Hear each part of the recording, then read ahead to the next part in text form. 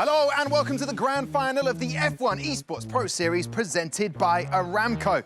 We've had 11 rounds of thrilling action, 5 different winners and 7 teams making it to the podium. And it all comes down to the final race of the season.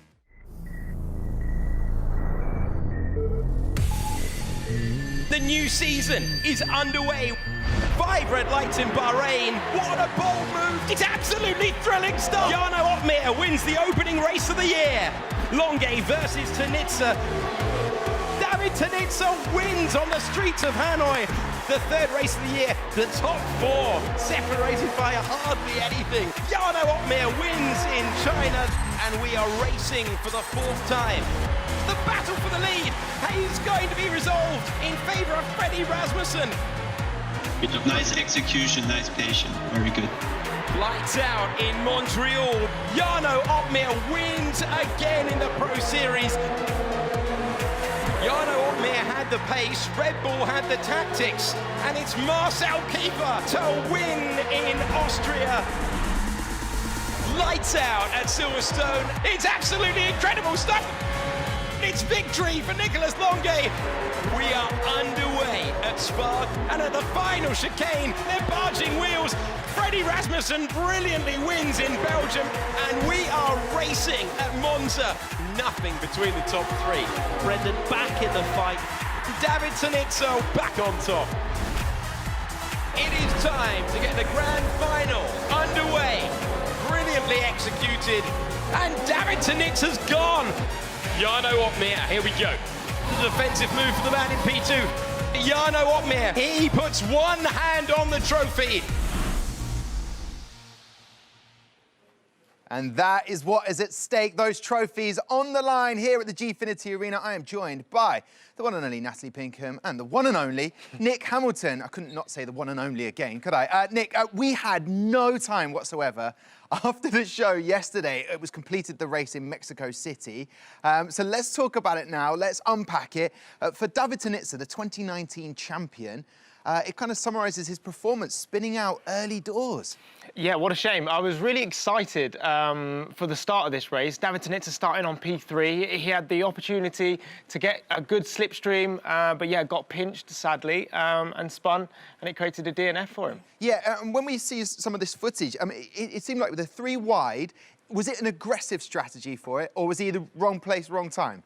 I mean, he had nothing to lose, did he? Obviously, the plan wasn't to get a pinch. You're going to see it here. He was in the slipstream, a good place to be.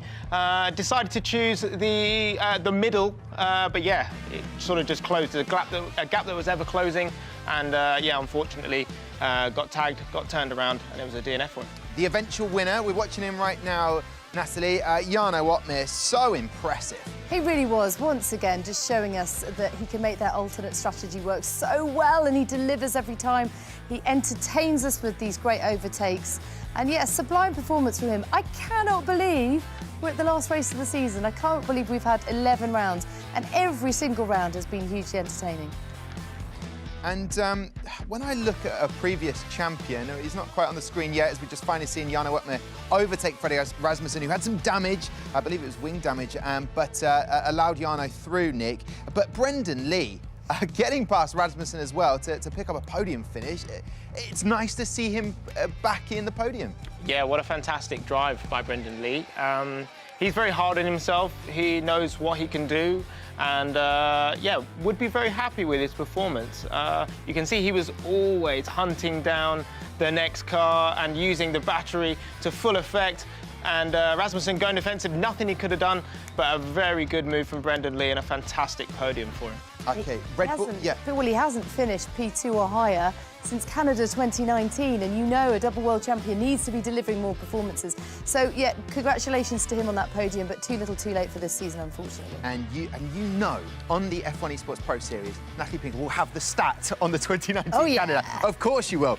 We are looking at the Drivers' Championship right now, and that win at Mexico has taken some of the pressure off Jarno Opmeer, and he may well have been sending a thank you message to Brendan Lee after his 2nd place finish last night. Helped extend Jarno's lead over Freddie Rasmussen 7 to 16 points. So he knows if he can finish in the top 5, he'll be champion regardless of Rasmussen's result. In the team standings, Red Bull, if we look at this now, lead Alfa Romeo by 39 points, with a maximum of 43 on offer. Red Bull just need to get back one of their drivers in the top 7 to claim their title. Natalie, interesting enough, Marcel Kiefer, what do you make of him? Well, do you know what? It's interesting because the nerves are definitely kicking in by his own admission. And, you know, we're at the business end of the season. There's a lot at stake, £750,000 to be precise. And he's going to be feeling that pressure now. I just saw a bit in his body language yesterday that suggests it might be getting to him a bit. So he's just got to hold his nerve now for the last race of the season. He can do it. OK, he can do it. You've heard it from Natalie Pinkham. All of that is obviously easier said than done. When Natalie pointed out $750,000 is on the line for the winners, it meant that a good qualifying session would be important for both teams.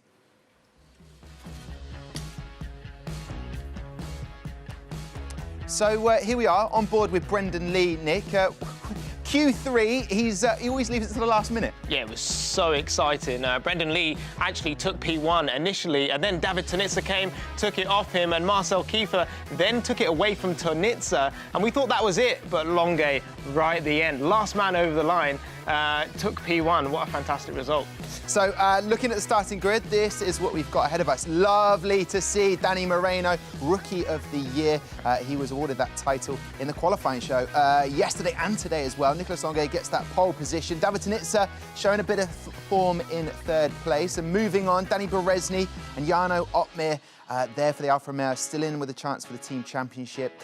Natalie, further down, in 9th place, is Freddie Rasmussen. Yeah. A bit of pressure on him. Out of position, absolutely. And listen, when you consider that Brendan Lee was on provisional pole and is now starting from 6th, it gives you some idea just how tight these margins are and how competitive this field is. And the battle at the bottom between Racing Point and Haas, they're all down there out of points, so there won't necessarily be any movement. And William Sally-Salton comes in maybe to steady that ship over Michael Romanidis. Let's find out. Earlier on in the qualifying show, they called it the Combox. Up in the commentary gallery, I'm calling it still. Matt Gallagher and Alex Jakes. How do you see this one going?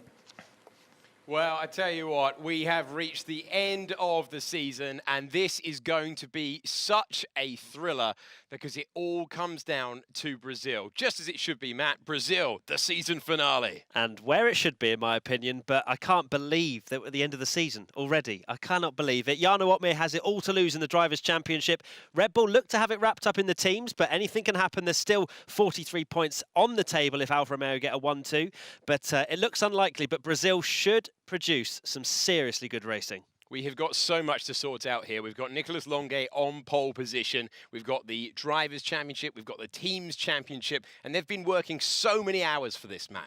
Yeah, and qualifying, if you tuned into the quali show earlier, it was so close. 1/10 of a second covered the entirety of the top 10 in Q2. I think we're about to get underway very soon, Alex. It is time then to find out who our champions are going to be. Who's going to take the driver's title? Who is going to take the team's title? It is looking like Jarno Opmeer has a chance. It looks like Red Bull's got a chance. 5 lights on.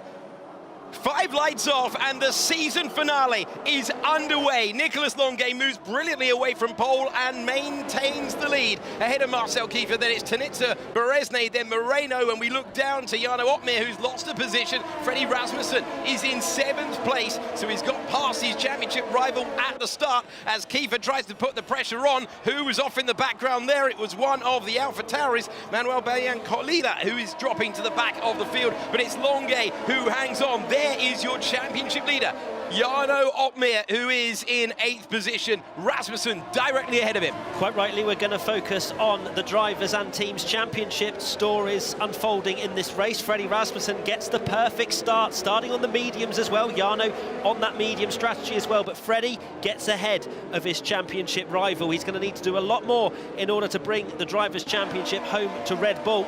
But it's a great start for Freddie. He'll now just settle in on the medium tyres. We're focusing on Jarno right there, going around the last couple of corners. So we've got the first 5 or 6 drivers, I believe, on the soft tyres, going for the more aggressive strategy. But then we should see Freddie and Jarno come through towards the end. It's a 25-lap race. Longuet comes over the line now. And Marcel Kiefer, well, he's doing all he needs to do for Red Bull, the team's championship. 2nd place is more than enough. So right now, it is looking good for this man, as long as he can keep Freddie Rasmussen within sight. Rasmussen, with nothing really to lose, can go full send and try and get past the cars in front. It's the favoured strategy once again for Jarno Opmeer. Yellow walled, medium tyres. That is what he has built his championship campaign on. Going on the attack in the second half of races. And if he can just keep Freddie Rasmussen right there, just directly ahead of him on the circuit, that's enough for Opmeer to take the title. But there's a long way to go. Very well behaved on the opening lap, weren't they, Matt? Absolutely. I was mistaken. It looks like Brendan Lee and Danny Moreno are on the medium tyres as well. Freddie Rasmussen looking pretty racy. Are we finally going to see a Freddie Rasmussen who just fully sends it? He's the calm, composed, the chilled driver of these bunch, I have to say. We've had many occasions where he's literally followed within a quarter of a car length and still not gone for the move. But this is Freddie Rasmussen. If he wants the driver's title, he's going to have to dispatch of Brendan Lee and Danny Moreno and be the front of these medium runners at the start of this race. So Marcel Kiefer, who finds himself in the wheel tracks right now. Kiefer, who you saw a few moments ago in the show before lights out, a race winner this year. And he has worked brilliantly for that Red Bull team to take them to the brink of the Teams Championship, where all the prize money is, of course. And he will be hoping to sign off with a win. It's been a good season for him. Thought he'd taken pole position, only to have it snatched away. Not much between them in qualifying trim. Doesn't seem to be much between them now that Marcel Kiefer has got the DRS. Breaking DRS for Longuet would be absolutely huge, but it's such a short lap, it's so difficult to do. It absolutely is. Here is Marcel Kiefer. Doesn't need to take any risks. He's secured third in the Drivers' Championship. He can't get any higher. All he needs to do is bring home some points for the Red Bull team. So second place will be happy. He'll be happy to kind of bring home, but at the same time, he's a racer. He wants to win this race. He wants to finish the season on a high. And what a high that would be to beat Nicolas Longuet, who we awarded in the quali show the Hot Lapper of the Year. Marcel Kiefer has been incredibly impressive this season. He looked a little bit off colour yesterday, but he's back on it today, flying the Red Bull flag. And at this stage of the race, we saw it in Mexico, they don't need to necessarily go for the do-or-die move to take the lead of the race. Marcel Kiefer just going to be just saving that energy deployment for a little while and then go on the attack, maybe around the pit stops. Absolutely. Marcel Kiefer went very aggressive yesterday, didn't he? Went for the undercut very, very early on in Mexico City. It did not pay off for him, and he couldn't really attack at the end. Today, though, you sense that he's going to go the opposite way to Longuet. Just going to wait for the Renault to react in front. Interesting, Enzo Benito already into the pits, so he's done a very similar strategy to what we saw with Danny Moreno in Silverstone. He's got rid of the medium tyres and he's straight onto the softs. I saw a bit of end plate flying around at turn 1, lap 1. Maybe that was Enzo Benito because it's a very early stop for the FDA Hublot Esports team driver. But as you can see, with that graphic, really helpful there to see the front four all on softs. The rest of the field that haven't pit yet on the mediums. So they clearly think the medium to soft strategy is the preferential one. So they've gone in that direction. There's the graphic once again. Further back, heading across the line. Sally Solton trying to make his way past Johnny Tormela. And it's Brady to go around the outside. That is one he'll want to see back. Fantastic move. It might only be for 16th, but right around the outside of turn 1. Sweet move. Sally Sautunk been part of the F1 Esports Pro Series since it began. And, well, yeah, that was a great time to cut to him making that brilliant move at turn 1. It's not been the season he would have hoped for, but he's had a few issues. He's worked out some settings within his wheel that weren't right for this game, and he's now started to pick up the pace. And it's great to see him getting an opportunity to mix it with the very best. He's still got some work to do, clearly, but he's a hardcore competitive racer, and I'm sure he'll work to get back towards the front. Okay, Nicolas Longuet, a brilliant start to the race for him. Exactly the stint that he needs as he starts to edge further and further away from Marcel Kiefer. Longuet, who put together a superb performance at Silverstone. You've got to wonder, sorry Alex, you've got to wonder for this one as we speak about Longuet, has he learned from Mexico, where Freddie Rasmussen played him a little bit like a fool? You know, just let Longuet lead the race for 17 of the 19 laps, I think it was. And then Freddie Rasmussen just turned up the wick, passed him, and that was the end of the race. I think Longuet at this stage just needs to keep a little bit more energy deployment, maybe start to play a bit of tactics. Okay, Marcel, you take the lead for a little while. Let me save up some energy, because I don't know if you want to lead going into the last lap of the race, especially the long run down towards turn 1 on that final lap, and then the next DRS zone as well. It's going to be an interesting one. It certainly is, and let's go further back in the field then to Manuel Kalila, who is in 18th position and trying to hunt down Daniele Haddad. Daniele Haddad, who took a superb podium and really enjoyed the Suzuka circuit, not finding it as easy today. These two were racing side by side in Mexico City yesterday, and they both had damage, they both slipped back. Oh, that was brilliant. That was a superb battle. I know there was damage, and it was a little bit artificial in the fact that they weren't that slow, but they caused a huge train behind them. But they fought for their lives out there, didn't they? They did, and the standard in this field has been absolutely excellent all the way across the year. Let's check you back in with the Drivers' Championship as it stands. Stay there and keep Rasmussen in vision, and Jarno Opmeer is our 3rd Drivers' Championship in F1 Esports Series history. Still though, we have seen Brazil finales in the past look like they're going one way, and then things have changed late on. You've got to get things right in the pit stop.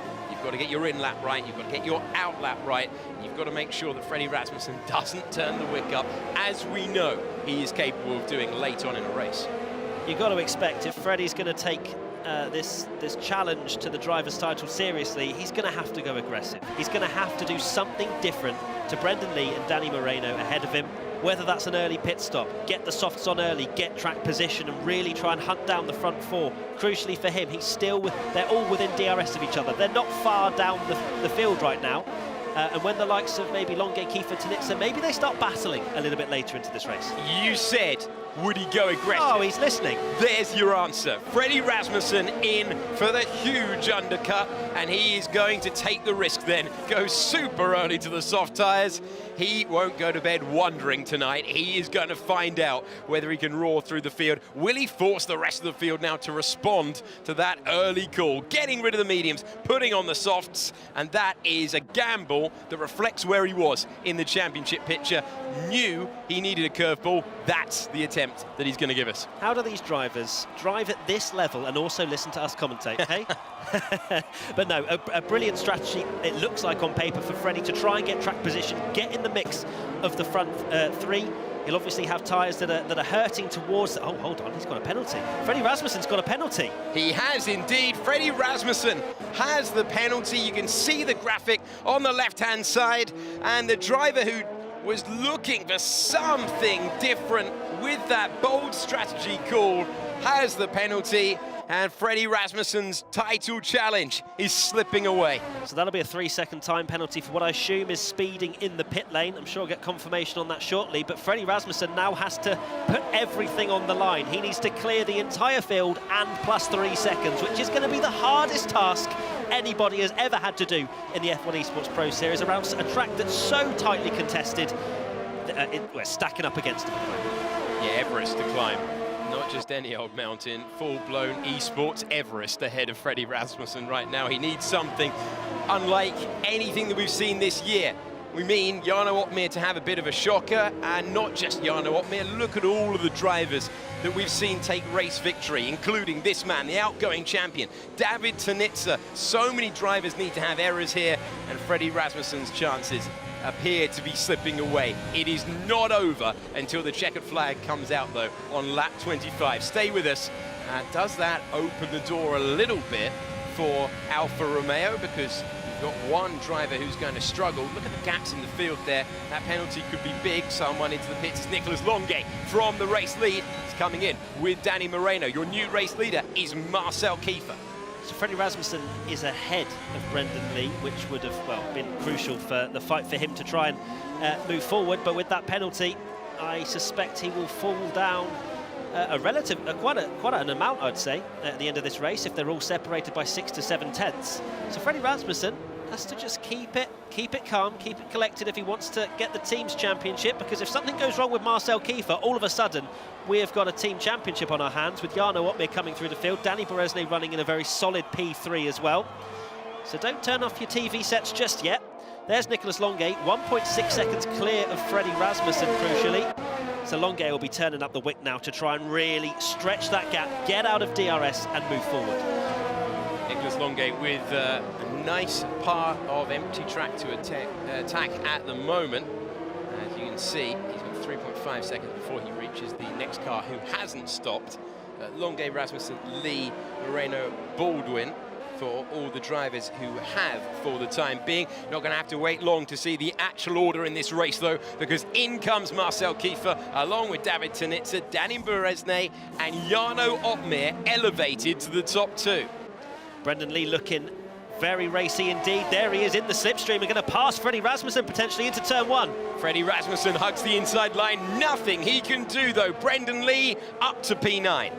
Nice stuff from Brendan. Where will Kiefer and Tanitsa filter out into this? Longuet is ahead by 0.3 of a second. There's Tanitsa. Oh, it's all kinds of chaos out of the pit lane. It really is. Nicolas Longuet, then it's Kiefer, then it's Tanitsa, then it is Brendan Lee in the Mercedes that we're looking at right there. The number 72 entry, climbing the hill. Longuet, Kiefer, Tanitsa with the net race lead at the moment. Where will Beresnay and Opmeer slot into this? We go on board. It is super tight to what could easily be the top four.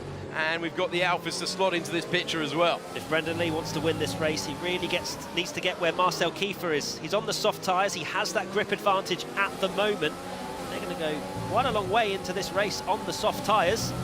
So Brendan Lee looking very strong once again. The two-time champ that we were questioning, you know, does he still have the love for it? Does he still have the pace? Well, towards the end of the season, this will give him a huge amount of confidence and motivation going into next season. He's not fighting for the title, but he's definitely fighting for the win today.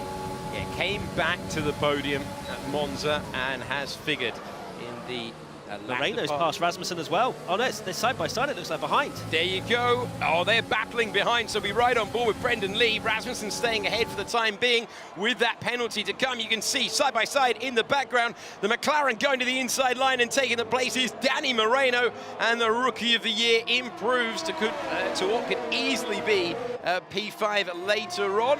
And brilliant race that we've got in prospect. Very, very careful, very, very cautious. Earlier on, and now it's coming alive as things stand, and it's only as things stand that 1-2 between Beresnay and Opmeer pre-stop is giving them a chance to close right in on Red Bull, but they've still got to come in. They are coming in right now. Danny Beresnay decides to make the stop, and lap 13 and 25, that's what you would expect. Jarno Opmeer going very deep indeed. Simon Weigand is going to pit from P3 as well. And now more places are going to be gained for Nicolas Longuet, who leads this train right now. Oh, it's very tight indeed in the background between Brendan Lee trying to go around the outside and thinking better of it. Locking up there, David Tanitsa keeps the place. Now here's Danny Moreno with a chance in the McLaren coming out into the middle of this fight. It's Danny Beresnay in 8th position. Jarno Opmeer has the lead. And right now, Brendan Lee is able to go on the defence and keep the place as it's come alive in Brazil. Brendan Lee super aggressive into turn one, but going just a little bit deep, and enter Danny Moreno, our Rookie of the Year, looking extremely confident at the moment to get in the mix for a potentially another podium. But this is wide open at the moment. I'm really surprised to see Jarno Opmeer go so deep into this race, because he could easily filter out. Well, he was 4 seconds behind Danny Beresnay, so where is Opmeer going to filter out in all of this? I'd imagine around James Baldwin kind of territory. So Opmeer clearly wants the fresh tyres towards the end of this race to go full attack, which we've seen so many times this year already. Well, he's boxed into that strategy now. Nothing he can do but go long, having spent this long not reacting. We're focusing on Marcel Kiefer, who was in 4th position. He's now battling right now in 3rd place. Still, Jarno Opmeer stays out there, holds on to the race lead, and then our championship leader will need to make his pit stop. We'll need to put on the soft tyres, and Nicolas Longuet finds himself in 2nd at the moment, but he's under huge pressure. Danny Beresnay trying to move up behind. He's all over the back of the McLaren. McLaren is pressuring Brendan Lee as well. Ferocious stuff now after the pit stops in the final race of the year. Look how close they all are between what is 2nd for Longuet, but will be 1st when Opmeer pits, all the way down to P10. This is brilliant stuff, because you can see there are opportunities to overtake as well. They're so unbelievably close. Beresnay looking pretty strong on those fresh mediums at the moment. Lee and Moreno, you have to think are going to be slower towards the end of this race as they're on the soft tyres. Freddie Rasmussen as well, 5 laps into his softs. So yeah, this is not over by any stretch. What a train we've got. Jarno Opmeer, championship leader, comes into the pits then. And here he is for such an important stop, getting rid of those medium tyres, putting on the softs, and he's going to have to clear so many as he drops down to 10th position. 11th now, so many cars to clear for Jarno Opmeer, with so many of those cars within DRS, and it's going to have to be an attacking end to a drive that could easily take him to the title. Danny Moreno can't keep Danny Beresne behind. Beresne up to 5th position. I'm looking at these intervals and I cannot believe what I'm seeing, to be honest here. Nicolas Longuet is managing the race out in front at the moment. Marcel Kiefer hasn't been on the attack yet. I imagine that will come very soon. David Tanitza looking much stronger after a really disappointing Mexican Grand Prix, being out of the race at lap 1, turn 1. And then Brendan Lee, as we're looking at right now, just waiting to pounce on any kind of mistake, any sort of lock-up wide moment. Brendan Lee or any of the other competitors towards the front can take advantage. It's all the way down to 9th place from first. So Jarno Opmeer out of the points at the moment. He had a 16-point advantage at the start of the day. Rasmussen needs to go on the attack. He's got that penalty as well. Needs the final stint of his life here. Danny Moreno trying to retake that position he lost from Danny Beresne. And we stay on board with Rasmussen, who has been so impressive in the championship so far this season. A 3-time race winner as the train of cars plunges down to turn number 4, and they are one lock-up away from heading out of the top positions, heading out of the points. Let's hear from the race leader then. Let's check in with Nicolas Longuet. What do you think I should do? Stay ahead, or?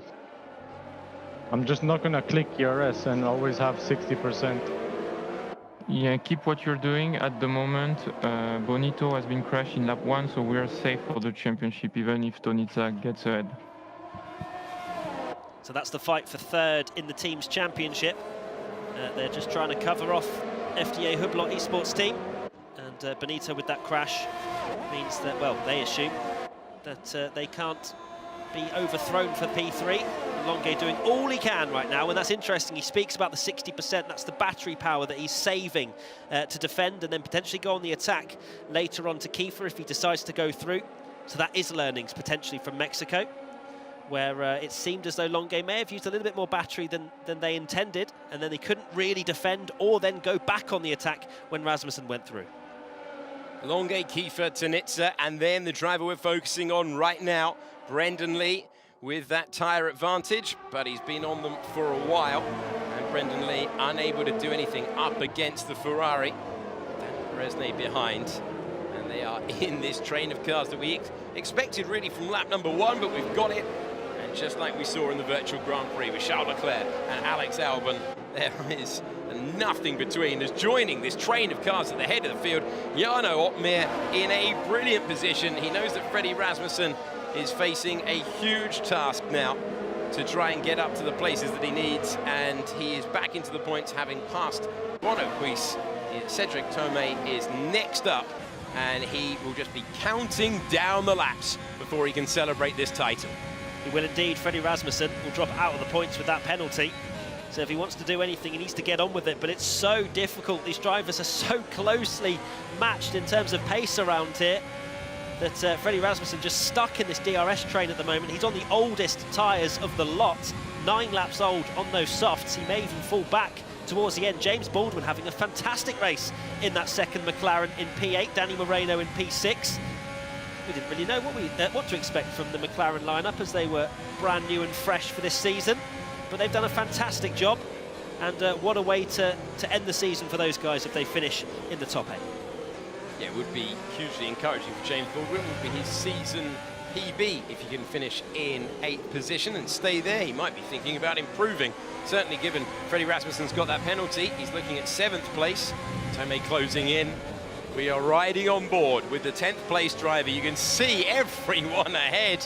What an exit he's got there with those fresh tyres. Only 2 laps old, closing in, and what a tow he's going to be getting from everyone in the top 10. They're battling Brendan Lee and David Tanitsa further on, but it's another place for Jarno Opmeer, who moves up to 9th position, and he can have some fun out there right now. Oh, Lee! Tanitsa's off at the... He's nearly, very nearly going to cause damage to the front wheel. Brendan Lee has got himself up to P3, and David Tanitsa is going to fall to 5th, because going through is Danny Berezne.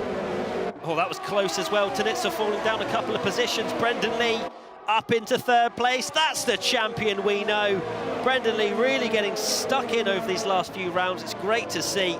There's David Tanitsa. Oh, he's all kinds of out of shape. Maybe his tyres have just gone over the optimum temperature window that he'd like after that sliding through the first couple of corners. And now Danny Moreno is the next one to be right on his rear diffuser. Let's hear now from the 3rd place driver, Brendan Lee. You need to beat Tanitsa. It's between you and Tanitsa for the championship. Copy. Heard it, acted, passed him, job done.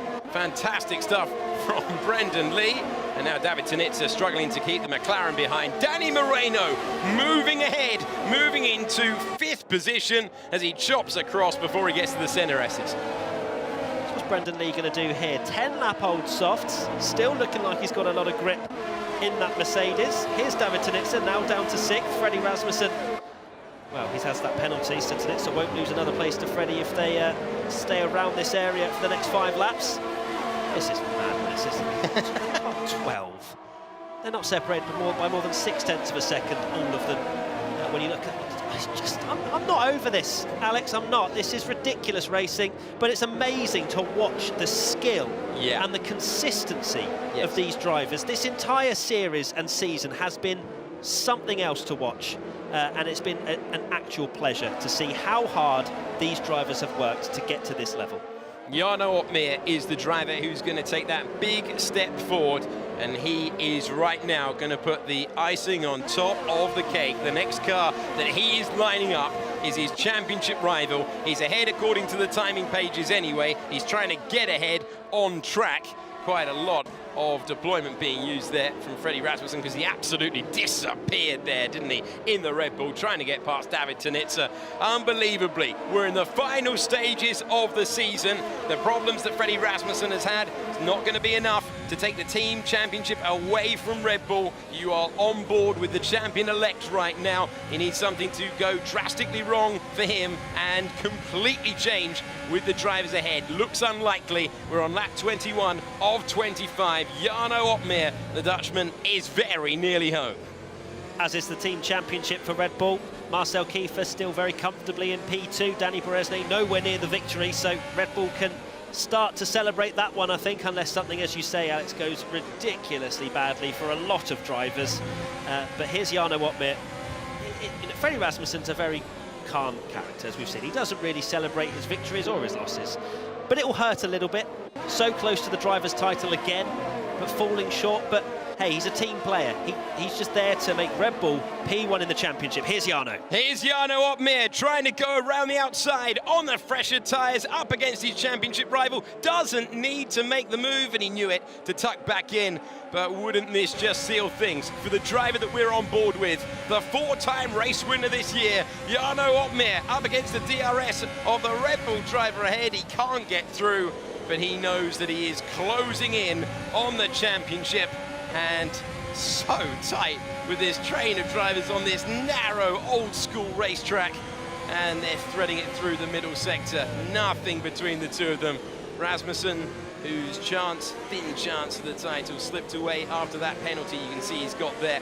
And the old tyres as well, doing a great job just to stay ahead right now. That traction difference is going to pay off eventually for Opmeer, you would think. Out front, keep you updated with Nicolas Longuet, who is on for his 2nd win in the championship right now. 0.6 of a second ahead of Marcel Kiefer. Wasn't sure whether to try dropping back and then re-overtake. Team decided that that was not necessary. Now, talking of overtakes, are we going to get the move in the wheel tracks of the Red Bull, in the slipstream? And once again, the DRS protects him. All he had to do today was man-mark Freddie Rasmussen. That's exactly what he's done. Absolutely. Alfa Romeo, the team's championship, slipped away a little bit in previous rounds. And I don't think coming into this race that they expected Red Bull to slip up so drastically that they'd be able to get their hands on that title, but they'll be so unbelievably proud of both their drivers, and of course Jarno for this driver's title. He has worked so hard for it. He's been the class of the field. He deserves that driver's title.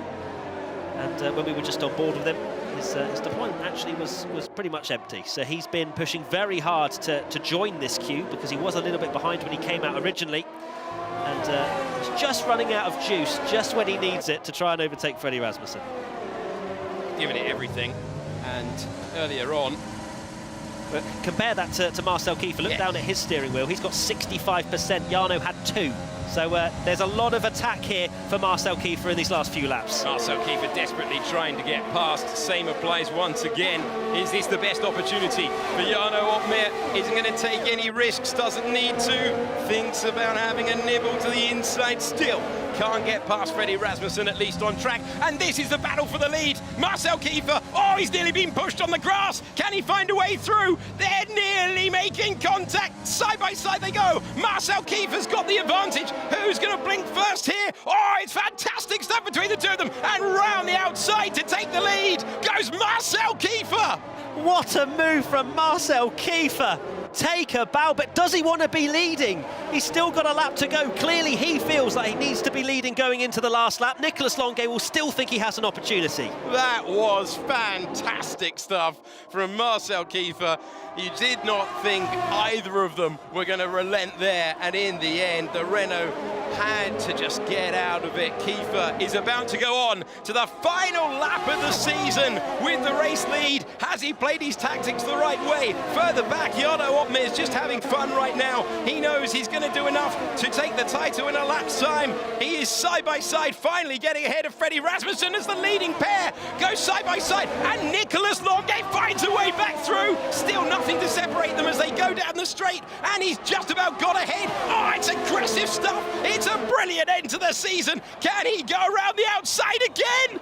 Oh, they're off contact. They're going to open the door for Danny Beresnay and Brendan Lee if they're not careful. But it's Nicolas Longuet who maintains the lead with half a lap of the season to go. Oh, this is fantastic. What a way to end this season. Longuet ahead of Kiefer. Beresnay joins the fight. He's got ahead of Brendan Lee, who's struggling on the soft tyres. This is not over yet. This could be a drag race to the line, Alex. A drag race to the line in Brazil. Where have I heard that one before? Red Bull are going to do enough for the team championship. It is going to be Jarno Opmeer's day. But who is going to win this one? Lap 25 of 25. Does Marcel Kiefer have anything left? Or is it going to be another victory for Nicolas Longuet? Nicolas Longuet had to battle ferociously for that one, but he's going to hang on for the second time this season. Nicolas Longuet crosses the line to win in Brazil, and the moment has arrived for Jarno Opmeer, who takes the F1 Esports title of 2020. Brendan Lee and David Tanitsa have company. The new champion is Jarno Opmeer. Congratulations, Jarno, on the driver's title. Congratulations to Red Bull, the team champions, once again. A relentless outfit from Red Bull this season. But Jarno Opmeer, there he is. Fantastic work all season long, and a well-deserved title. And Nicolas Longuet, the winner. Absolutely superb stuff. The winner in Silverstone, now the winner in Brazil to close out the season. Took pole and converted it to victory. Was it that simple? No, it was not. Magnificent stuff from the Renault driver who takes the win in the final race of the season. And our champion, Jarno Opmeer, who won in Bahrain, in China, in Canada, and Mexico, did what he needed to. In the end, Freddie Rasmussen finished out of the points. There's the Aramco driver of the day as well, Nicolas Longuet, well-deserved. Led from the front, fought so hard at the end there. Marcel Kiefer was just biding his time, as we thought he was. But Nicolas Longuet said, no, mate, not today. Your teammate did it to me in Mexico. I'm having Brazil. He's not the only one who needs a giant glug of water after that. There is Marcel Kiefer in P2. What a brilliant battle with those two. He put the car on the outside. He put it in a position where he could be forced wide. Fine to do that on the penultimate lap, do that on the final lap, and you're always going to be invited to have a good hard look at the curb. But that man is the champion, and absolutely superb performance from Jarno Opmeer. He really deserves that title because, Matt Gallagher, that was a superb season. He is a worthy champion. Oh, it was just... The whole season was brilliant. It went down to the wire in the Teams and Drivers' Championship. Jarno Opmeer was the class of the field and, in my opinion, did deserve the title. Freddie Rasmussen was just a little bit late getting started, in my opinion. The start of the season, we were talking about, is Marcel Kiefer the #1 at Red Bull? But, hey, they did enough to win the Teams Championship, and I'm sure they'll be celebrating tonight. Yeah, brilliant stuff. Well done to Red Bull because that's where the prize money is. And Jarno Opmeer joins David Tonitza and Brendan Lee as an F1 Esports champion. All of his hard work pays off. Took a real step forward this year. That's what will give him so much encouragement. That's what will please him. Excellent, excellent stuff. Tom, over to you. Excellent stuff from you two up there in the com box, as you call it. Epic work there. And what a way to have an end final race to the F1 Esports Pro Series 2020. Nick, breathtaking at times. Marcel Kiefer and Longuet giving us something really to get our teeth into and watch there. Yeah, on the edge of my seat, unbelievable driving. I can't believe these guys on a game, on a simulation game, it's not a seat of the pants sort of feel. They're going wheel to wheel, not making a mistake, not touching each other.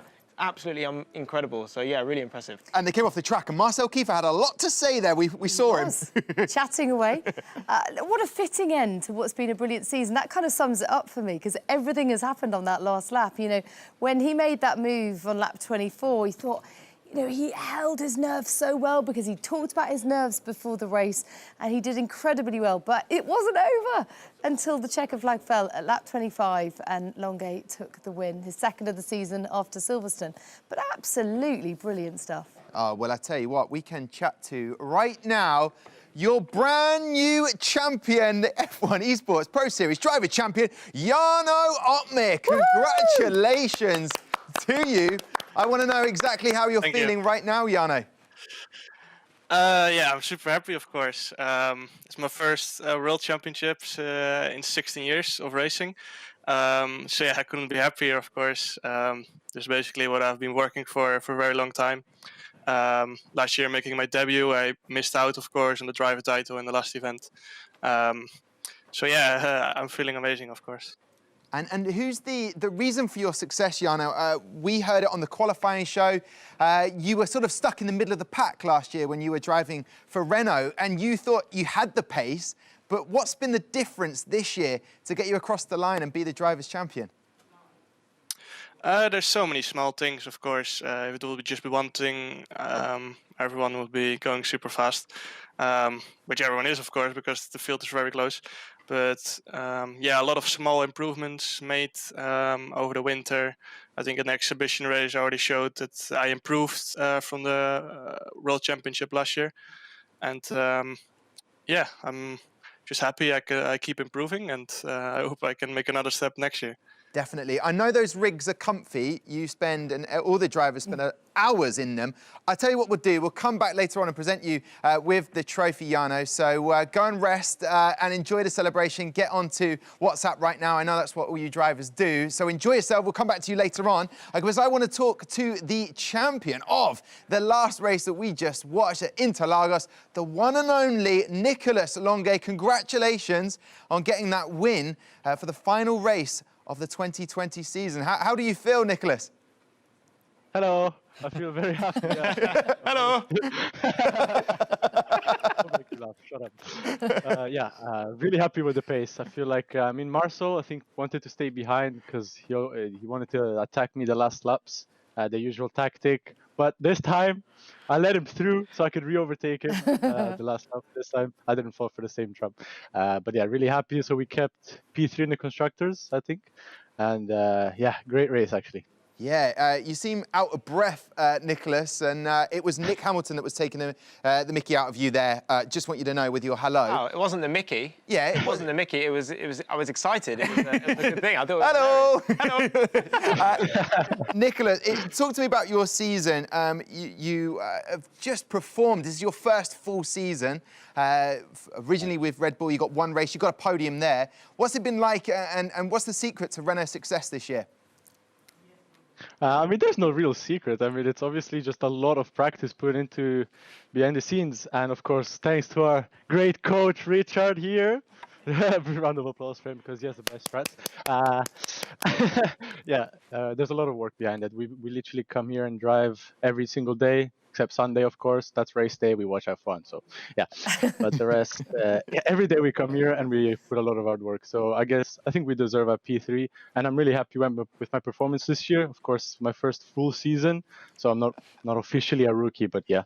I'm happy. Yeah, well, thank you very much, Nicholas. I know that Fab Donoso wants a little shout out. He keeps waving at the screen. We'll catch up with you in a bit. Take care, Nicholas Longue. Thank you. We would like to celebrate. confirm. You celebrate. Hello. Why not? It's the end of the season. You deserve it, Nicholas, and for the rest of the Renault team. Let's confirm those race results provisionally at the moment. Obviously, they'll go through adjudication. So when we look at them, I mean, Brendan Lee, a great race from him as well, finishing in 4th. And Danny Berezny, we talked about him in the qualifying show. We talked in depth about how he needed to up his level to sort of kind of match Jarno Opmeer. But when you look at those standings from that, what do you make of it, Nick? Yeah, it's a solid performance from Danny Berezny. It's exactly what we know he has within him, and he took advantage of Brendan Lee struggling on his soft tyres. Nicholas Longue, what a fantastic result. Freddie Rasmussen, not the perfect result he would have wanted, but he's had a fantastic season, hasn't he? And one I'm sure he's going to be very proud of. A super early pit, Natty. I want to talk about that in a bit, but that penalty definitely cost Freddie. Oh, it sure did, didn't it? And that's the kind of circuit that does punish the smallest of mistakes, and any penalties that are incurred will massively impact your race. I mean, if you look at about the halfway stage of that race, between P2 and P10, the margins were so close, and it was great to see Berezny right in the mix at the very end there, as you say, capitalising on some problems for Brendan Lee. But good to see Brendan right up there as well, you know, fighting till the bitter end. Exactly. That's what a champion does. Guys, I know there's so much more that we need to talk about. It's time for a quick break. When we come back, we'll start giving out some trophies and taking a look back at everything that's happened this season.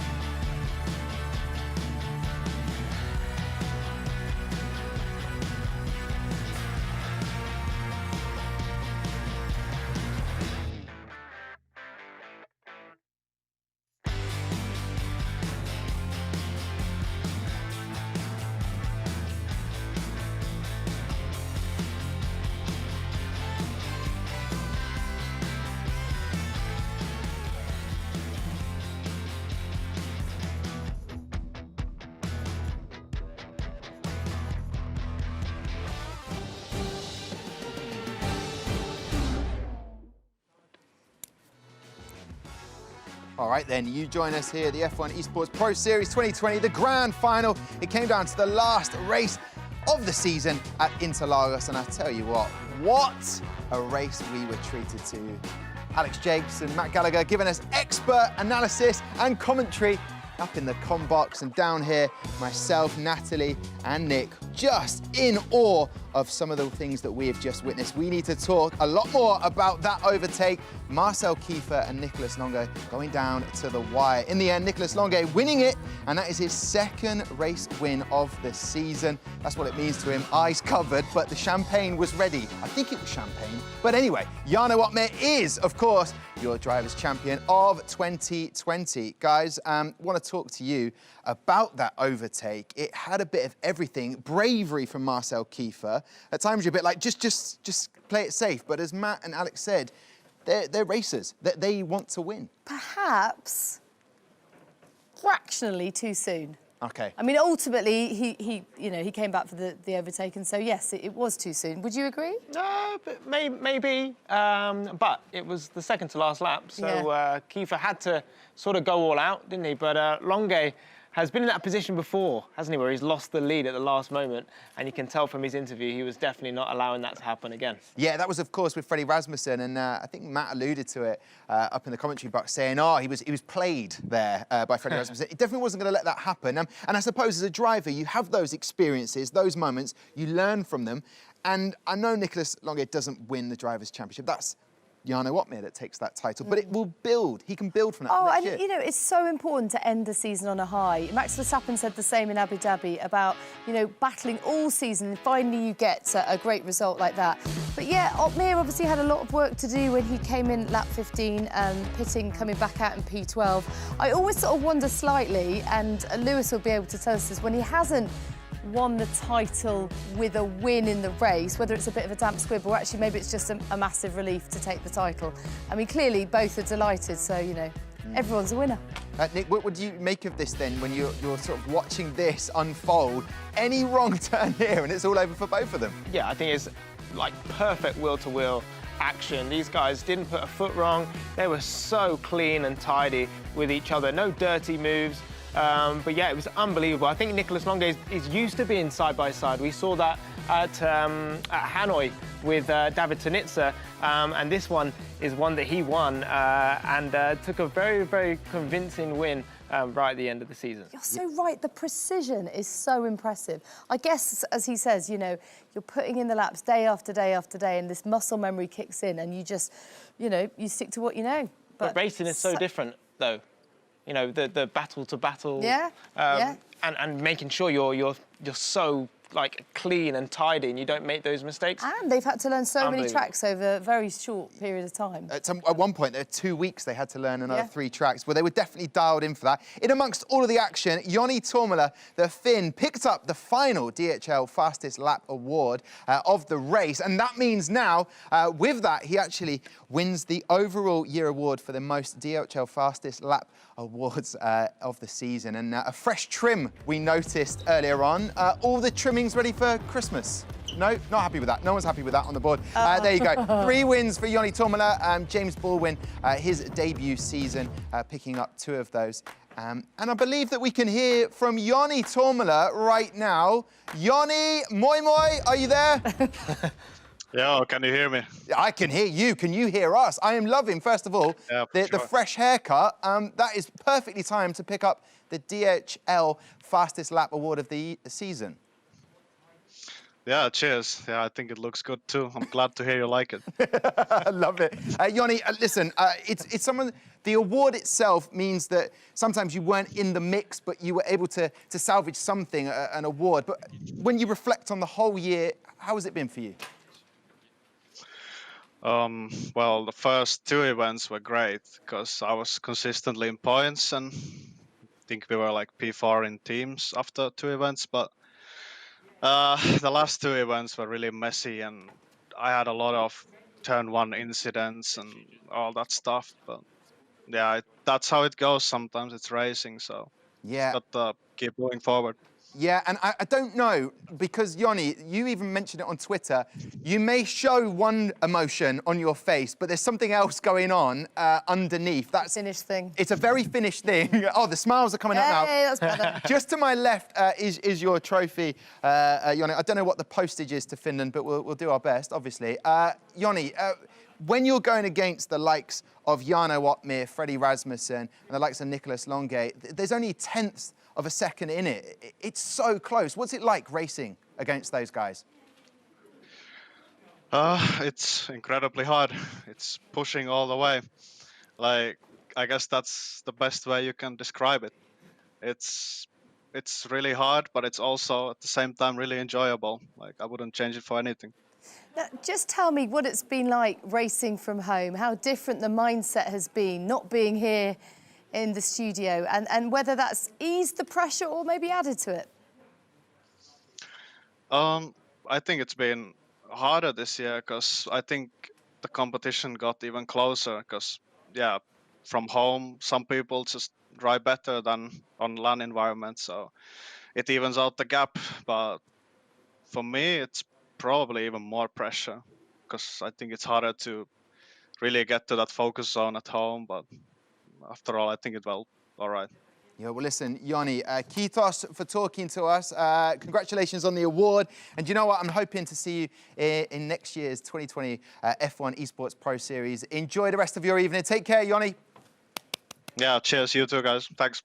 Oh, there you go, Joni Tuomela. And I think that leads us perfectly to look back at the whole season. He said it himself, Joni, that he started really well. We go back to Bahrain straight out of the traps was Joni Tuomela finishing in 4th eventually. But what do we make of Bahrain, Nick?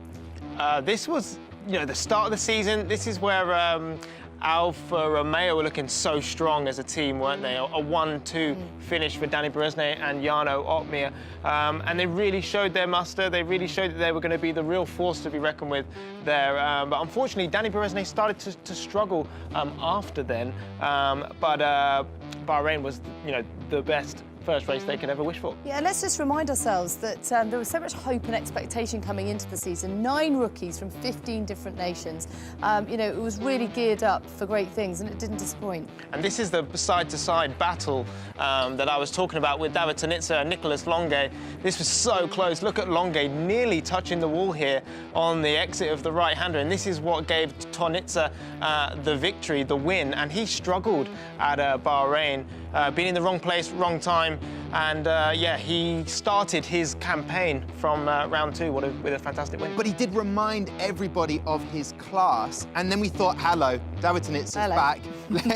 Let's head Nicolas Longuet, hello! At race 3, when we headed to China, it didn't turn out that way for Tonitza. Opmeer's alternate strategy, we began to notice it, and then we've been talking about it ever since. Yeah, this is when we really started to see the pace, the race strategy that Jarno Opmeer had, using that alternate strategy to its fullest. And this is where he got the Race Performance of the Year award, given in the qualifying show, which just shows how incredible he was, and had the full package this year, I'd say. Absolutely, and that was also the race where we saw Kiefer outscoring Rasmussen.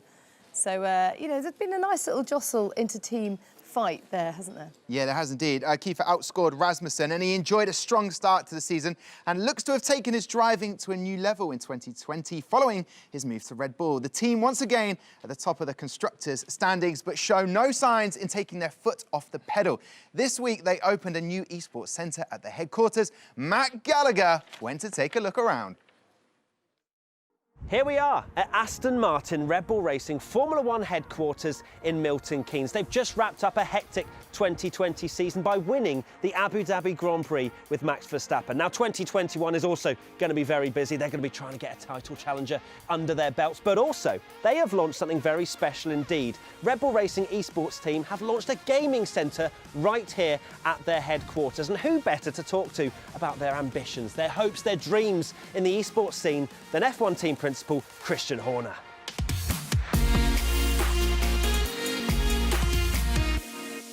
So Christian, Red Bull F1 team, how come they're based here in the UK? What are the benefits? The UK is the best place to be based as a Formula 1 team. That's why I think, 7 of the Grand Prix teams are fundamentally based in the UK. The talent pool that exists in the UK, it's grown up over the years, since the 50s.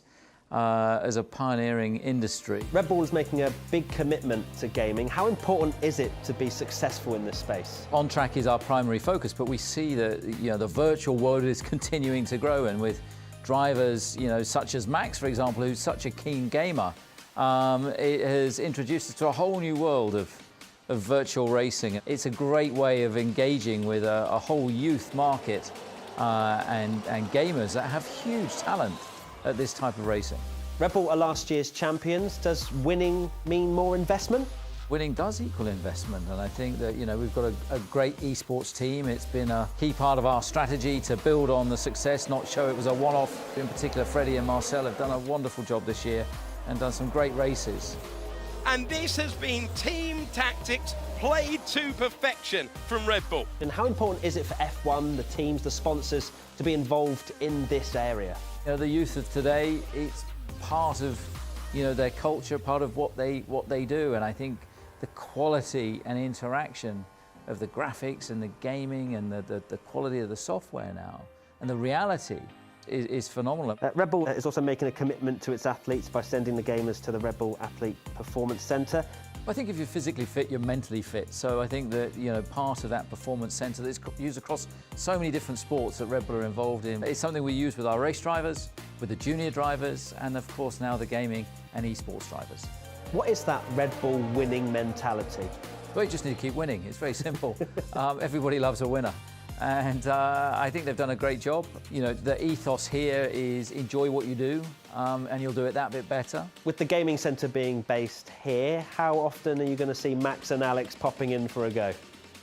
I think we're going to struggle to keep the drivers out of this room. They're both keen gamers, particularly Max. I'm sure during the lunch hour and after hours, it's going to be a pretty busy place. We've seen gamers already go from the virtual to the real. Could we see an F1 driver at any point?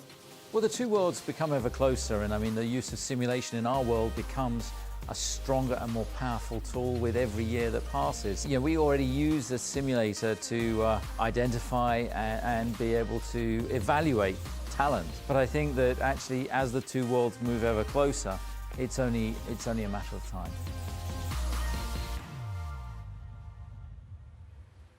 Oh, how good was that? Matt Gallagher heading down to Red Bull headquarters, meeting Christian Horner. Their ethos is enjoy what you do and you'll do it that much better. That's a brilliant ethos. I couldn't agree more. That's why we're here, isn't it? Exactly. Why we're all here. It's the only thing that matters. No, but Red Bull have always had a great mentality, and they kind of exude that winning mentality and that hard work ethic.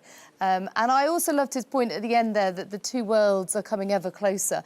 And it's so true. And I think there's been a huge surge in that in 2020. That's one of the good things to come out of this crazy pandemic, is that the respect when you go into Formula One that they have for esports and what these races are doing and what everyone here is doing is that much higher, because they get it. And it kept us entertained through lockdown, so we're forever grateful. It definitely did with the virtual Grand Prix, and looking forward to if they ever return. Listen, we're gonna take a quick break right now, but we will finish our look back on the season and crown your 2020 Pro Series champion, and hear from a man who has already turned his love of gaming into a career racing behind the wheel. I'm so grateful to have found gaming, because it's completely changed my life. Because initially I was struggling for my purpose. I didn't understand why I was diagnosed with my condition and why I was here. But I've now realised that my purpose is to race and show my condition off in all its glory.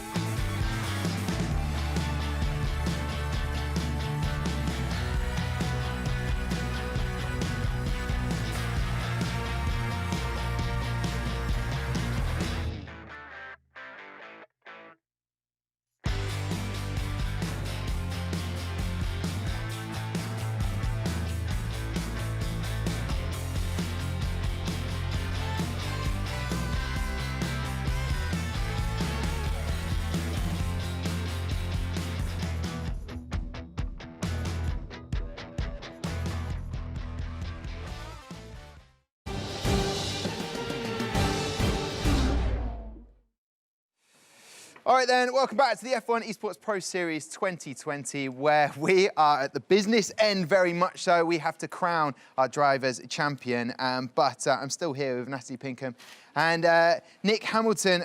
Guys, I want to talk a little bit more about that season review when we go back, and any other drivers that really sort of stood out for you at this point early on when we thought, hey, listen, this could be anyone's season? Well, if we look back to Zandvoort, that was obviously Rasmussen's first win of the season. Otmir was P2, big haul of points for him, which was always very handy early doors, statement of intent. And Marcel Kiefer, an impressive performance as well, coming from P5 up to take the last spot on the podium. And where Jarno Otmir strikes back in Canada. Yet again on the alternate strategy, showing that he uses his race pace, his race strategy to his advantage. Fantastic racecraft as well, overtaking a lot of drivers to maximise his points and increase his championship lead. I just love him watching back to Canada. Natalie, we then headed to Austria, and we were excited about that. Oddly enough, not one of Joni Tomala's favourite tracks, but Red Bull definitely had the perfect strategy. Yeah, and they came off a strong performance in Canada. Of course, they took P2 and P3 there, and then this perfect strategy, you know, Kiefer talks about this one goal, and they executed it to perfection at their home race. And, you know, certainly their team in Formula One can learn a lot from that, because that's what you're all striving for, isn't it? Exactly. Enjoy what you do, and you'll do it that much better. And also, Alvaro Carreton just showing a bit of potential that we thought he could kick on, maybe for Williams. He finished 4th in that race in Austria. Yeah, it was a pole position, wasn't it, for him? And I don't think even he expected to be on pole at that situation or at that circuit. But yeah, a fantastic result for him as well, P4, and it was great to see Williams up there. Yeah, but Jarno Otmir was still leading at this point. He was leading the championship at the midway stage. He found his way into esports after racing in Formula Renault and being part of the Renault F1 Driver Academy. Many of the other drivers in the Pro Series harbour ambitions to step into real-world racing as well. One man who has successfully used gaming to forge a racing career is our very own Nick Hamilton. He kindly took some time out from his busy schedule to talk to us about what an impact gaming has had on his life. I'm so grateful to have found gaming because it's completely changed my life. Initially, I was struggling for my purpose. I didn't understand why I was diagnosed with my condition and why I was here. I've now realised that my purpose is to race and show my condition off in all its glory. Brilliant. Nice move. So born 2 months premature, diagnosed with spastic diplegia, which is a form of cerebral palsy. So I was told I wouldn't be able to walk, and I was born cross-eyed, so they said that my right eye would severely deteriorate. I didn't really have a direction. My parents didn't really have a plan. I think they made a collective decision to make my life as tough as possible and not wrap me up in cotton wool and just sort of almost be really hardcore and brutal with me, where I ended up becoming very, very independent. All I wanted to do was race go-karts. My dad said to me that he would put me in a go-kart when I'm strong enough to run away from a go-kart, which is pretty good advice. When I was 7 years old, he rented a cadet kart from a friend of his. So he turned up and said, right, Nick, this is your chance. I was so excited because it was my opportunity to drive a go-kart for the first time, and I really didn't think I'd be able to do it. He started me up and said, Nick, you know, do a figure of 8, go in one direction, turn around, come back, and I ended up hitting this curb and like disappearing down a 6-foot drop. Yeah, my mum and dad came running, my mum's hair's all over the place, my dad's heart's in his mouth, and that was it, no racing for Nick. So then I just had to sort of stump up my ideas in terms of, I'll just focus on schooling, and karting is definitely something I can't do. I love playing games. It's all I did, and my dad always said to me, Nick, you know, you should do something constructive, you know, read a book, you're not really going to get anywhere. Playing games constantly, I couldn't help it. I just got massively into it, and I used to play Lewis all the time. We were massively into like Grand Prix 4 back in the day, and Lewis taught me a lot about manual gears and all these sort of things, and yeah, a game came through the door. It was GTR, and just a demo, and I got really into it. I ended up buying like a cheap £20 steering wheel that I bought from PC World. I couldn't use my legs, so I started just using buttons on the steering wheel, and I just learned everything. I just kept pushing. I learned everything about car setup and racing lines and everything I needed to learn. Yeah, and then in 2009, I became British champion just on this £20 steering wheel, and I was, racing against people with fully fledged racing rigs. So that was a cool moment, and yeah, that's what sort of got my brother interested. And he said, you've clearly got something, so why don't you try it for real? And you just need to go and ask Dad and see what he would do. So I asked my dad, and the first thing he said was absolutely not. Remember what happened when you were 7 years old and crashing that little go-kart.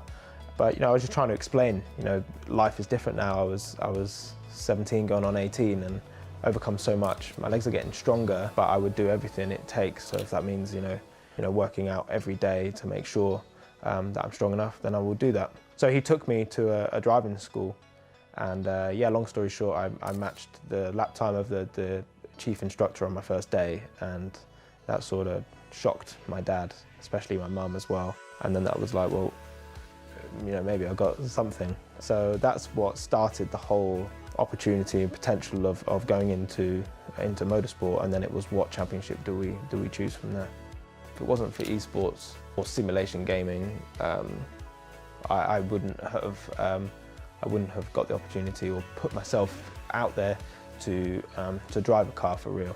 I'm so grateful to have found gaming and now esports and simulation gaming, because it's completely changed my life. And it's a cool achievement. I'm in the pinnacle of British motorsport, British touring cars. I can't go any higher than I currently am. And I'm basically like a Paralympian in the Olympics. I'm the only disabled athlete racing, and they're all able-bodied people around me. But I've been proving year after year that I can compete with able-bodied people and beat them in some cases. Some cases I've struggled with a lot of lack of experience and a few mistakes that I've made, or quite a few mistakes. But when you make mistakes, you grow from them, you learn from them, and before you can succeed, you have to learn to fail. So I'm a true believer in picking yourself up and moving yourself forward, and ignoring what anybody else tells you in your life. You always push forward to do what you feel's best. And for me, that is my motorsport. But yeah, if it wasn't for simulation gaming, my motorsport wouldn't be possible. Well, I just want to talk about him like he's not here for a second and say that the word inspirational is bandied about a lot, but this guy to my left is just another level. Honestly, your story is incredible, and I know that I speak for all of us when I say we're honoured not just to be your colleagues, but your friends. You're amazing. Thank you so much. It's true. It feels like it would be wrong for me to be really serious right now, Nick, because we've been working with each other on the qualifying. Serious. Yeah, I don't know how to. I know, it's an absolute pleasure. And the way you're talking about learning to fail and then bouncing back from that, you need to learn. And a lot of the drivers who have competed this year will learn. Someone like Casper Janssen got his rookie debut drive and needs to come back stronger and learn from what went wrong in his one race this year. Yeah, for sure. I don't have all the answers. I'm just very fortunate to have a story. There's everybody that is watching this show, you guys included, everybody in the studio that has achieved something fantastic and phenomenal in their lives. I'm just very fortunate to have the opportunity and try and show off my reason and my purpose of being here. So yeah, proud of what I've achieved so far. I've just got quite a lot more to do. So you should be. I tell you what, I know that sometimes your parents' approach kind of like was, heart in the mouth, and it was a tough approach, wasn't it? It goes against all your instincts as a mother just to let your kid fall and have to get back. But it's worked. I mean, look at the two kids they've produced and brought up. You've done incredible things with your lives, so fair play to them. Okay. Well, it's an absolute pleasure to have you as part of the team, Nick, and a brilliant addition for 2020 this season.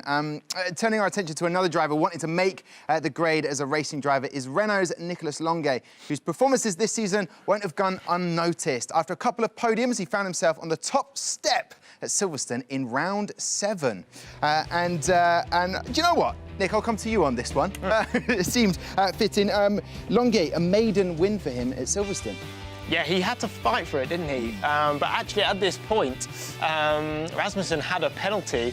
Did he know about it? Did Nicolas Longuet know about it? He didn't really care anyway. He wanted to make sure he came across that line first. And Danny Moreno, the rookie, nearly stole it from him right at the end. But yeah, what a fantastic result for Nicolas Longuet. Put all the effort into it and yeah, truly deserved. And the 5th different winner in 8 races. Unbelievable. On to Spa.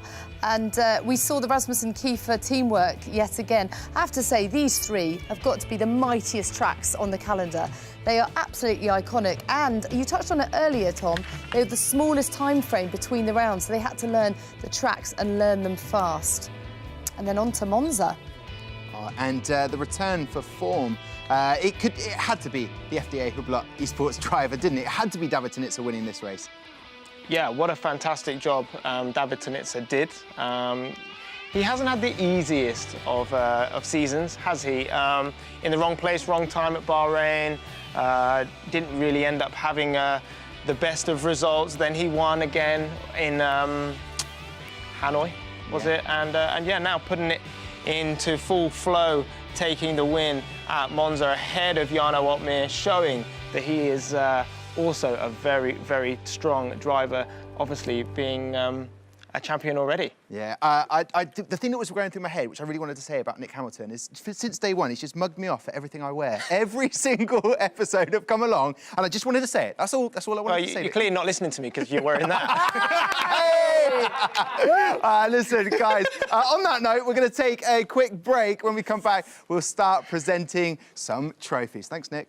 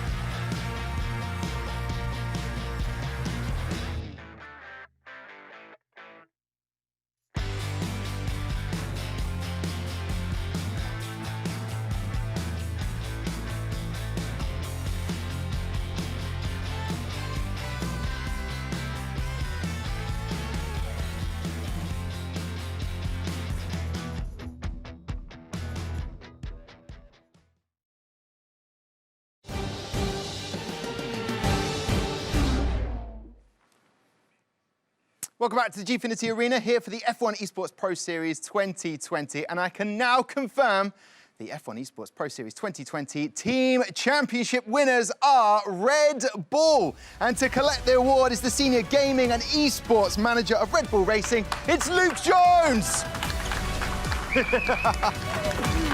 Luke, get yourself a microphone. Congratulations, Luke. You've been waiting in the arena. We had the last race. You must have been so nervous to see the guys get across the line and give you your 3rd title in a row. Yeah, no, it was nervous watching. It really was. Like, it's tough, but the guys did brilliantly. Like, held it together. They've been awesome all season, and to see it home in the last race was fantastic. So yeah, we can celebrate a bit tonight, or socially distanced celebration, but we'll still do it. Definitely. It could be like a little WhatsApp call, maybe. Here's the thing. Everyone wants to know, the other teams want to know, what's the secret to having the success that you've had when it comes to the team championship?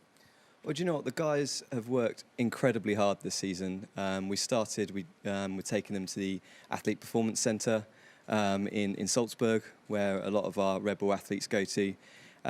They went through their paces there, and then all through the season they've just pushed themselves really, really hard. Tino's been there as well, keeping them honest, keeping them training, and yeah, they've just worked so hard for it. So it's good old-fashioned hard work that does the trick. Yeah, we heard in the interview that Matt Gallagher had with Christian Horner, if you're physically fit, you're mentally fit. What's it like, two drivers? I mean, I believe that we've got Marcel Kiefer with us right now, so I may as well ask him, actually. Marcel Kiefer, congratulations on giving us a very entertaining final race of the 2020 season. What's it like having a driver with you for that relationship in Freddie Rasmussen? Hello. Hi there, Marcel. Congratulations, by the way. Team championship. Congratulations.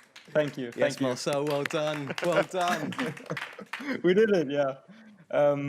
Well, it's awesome working with Tino and Freda. I think there's nothing more to add. I've said it multiple times this season, and I can only repeat myself. I think the chemistry just is on point. Our work ethic is on point, and the amount of professionalism. I think no other team can say the same about them. They are all pretty close, but they are just not on the same level. And you could see that even in qualifying in all the races. I think Fred and me scored in every single race. We were in every single Q3. That's a stat that no other team has. And we are really, really proud of that.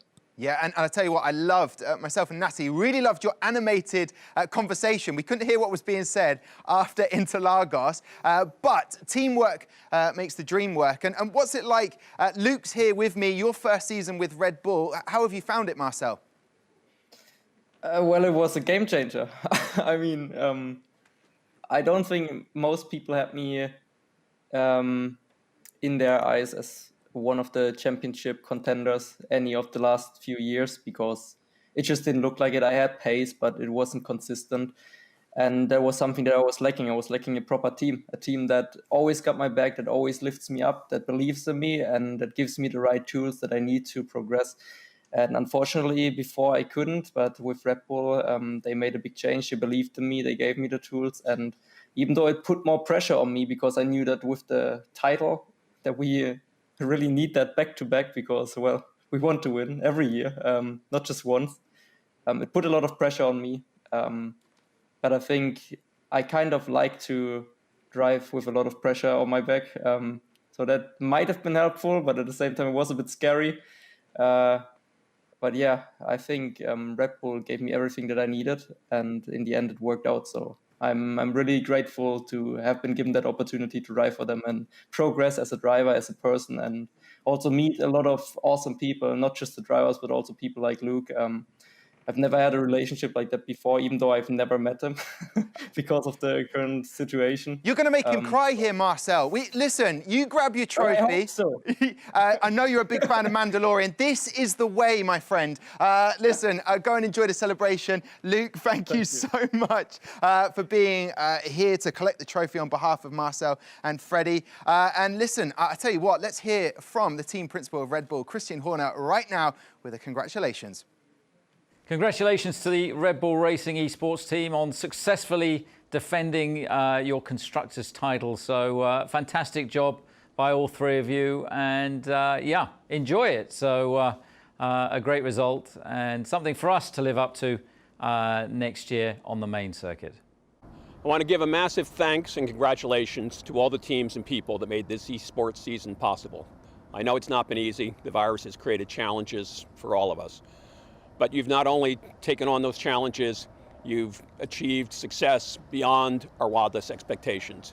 It's an incredible year from end to end. Participation up over 100%. Very great energy in the esport competition, and we look forward to an even more exciting year next year and continued growth. Thank you again. Oh, that is great there. Hearing from Chase Carey, we were both saying lovely guy is Chase. He's going to have a new role next year. Yeah. I mean, he leaves the sport in a great place. He's done tremendous things for Formula One, and Stefano Domenicali takes over at the beginning of 2021. So another new era for the sport. But lovely to hear messages from two titans of the sport in Christian and Chase. Definitely. And so interesting, Marcel was talking. I felt like I cut him off a little bit short. I just wanted to get the Mandalorian story. You do that every now and then, Tom. I do occasionally. I won't do it to you ever, Nick. However, he was talking about how important it is to have that team behind you to believe in you. And he said he's never had that relationship before. Before we get to this last trophy, that's so important for the drivers, isn't it, Nick? Yeah, being in the right place.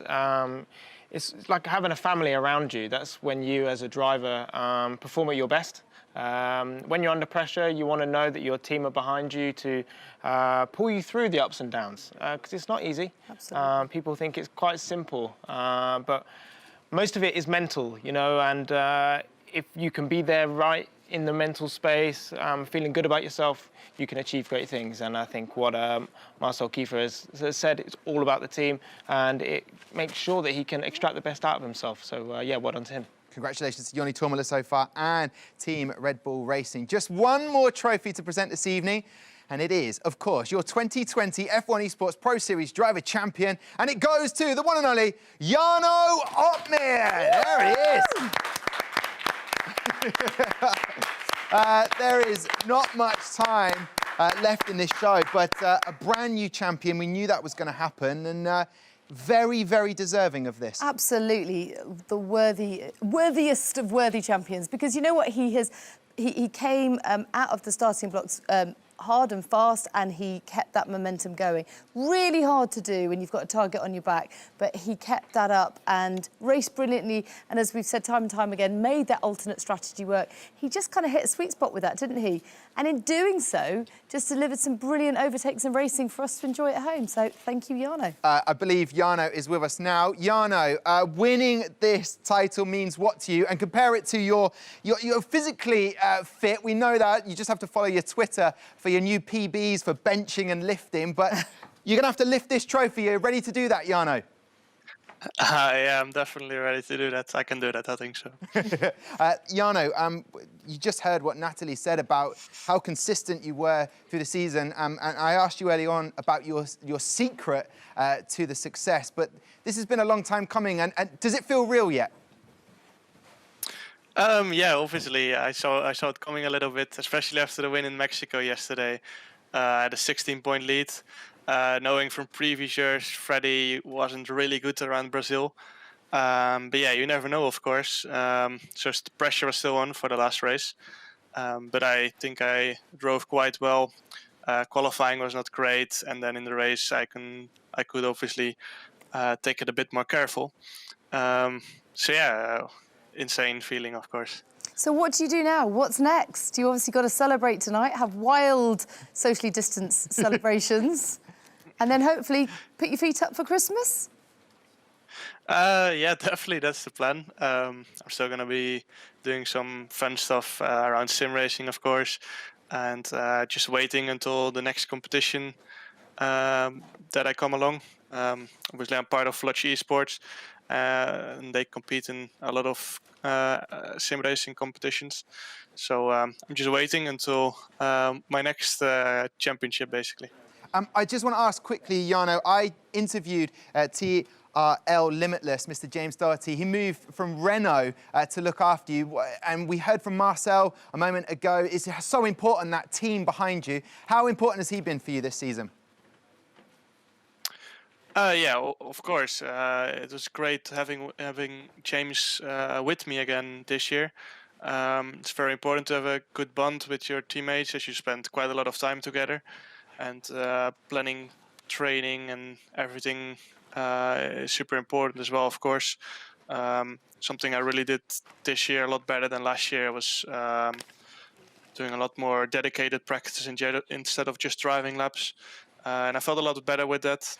Last year we were spending many hours behind the sim, and yeah, I felt much better taking it a bit easier. Well, listen, when it came down to Jarno, congratulations, my friend, a well-deserving champion. Enjoy your socially distanced evening and your Christmas.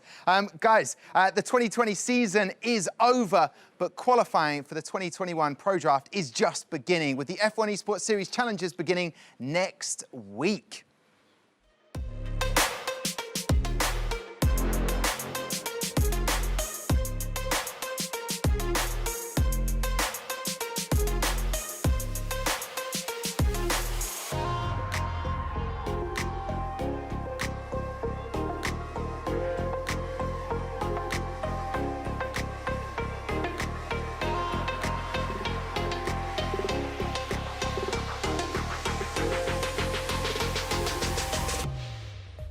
Right, they will all be streaming live on Twitch and Huya at 7 p.m. GMT from December 21st. Make sure to watch that. But from us here at the Gfinity Arena, it is time to say goodbye. A big thank you to Alex, to Matt, to Nick and Natalie, and congratulations once again to our 2020 champions, Red Bull Racing and Jarno Opmeer. We'll see you again next year.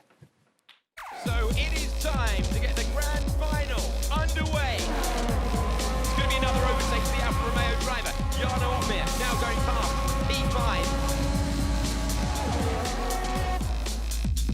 And he's up to P4. Brilliantly executed from the man out front, who might well be in with a shout at the championship. And David Tanitsa's gone. Jarno Opmeer, here we go. Defensive move for the man in P2. Jarno Opmeer, he puts one hand on the trophy. It all comes down to Brazil. Freddie Rasmussen, he won't go to bed wondering tonight. He is going to find out. Jarno Opmeer, the Dutchman, is very nearly home. Nicolas Longuet crosses the line to win in Brazil. The new champion is Jarno Opmeer.